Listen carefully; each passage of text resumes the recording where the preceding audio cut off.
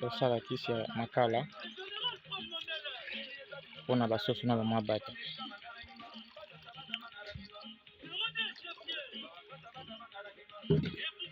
Comment bakozala nourrir pour que na elanga oyo soki bamaladi oyo eyelaka bango ezwa bango te. Amoni makala eza ya poussière nde yango totyaka felo otonisa balutu makasi makasi.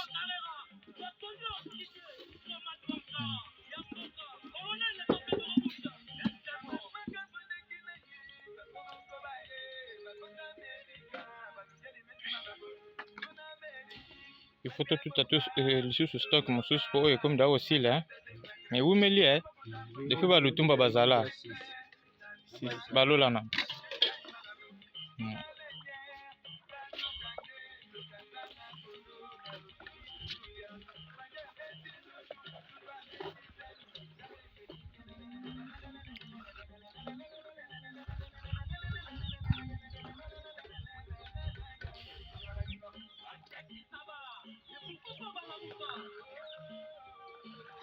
C'est bon.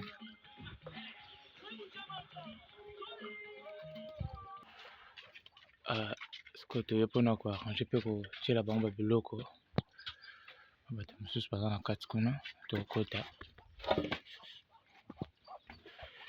Bon, babiloko oyo mpe esengi fo tochangeango parce que mosusu ebukani déjà. Fele avant tokopase e repase yango na mai ya propre avant ya nsima kotia mai ya soin.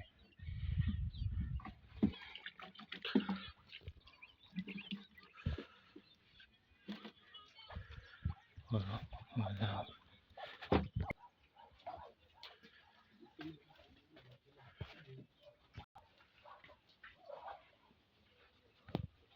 Bato mpona kokanga bango nyonso tu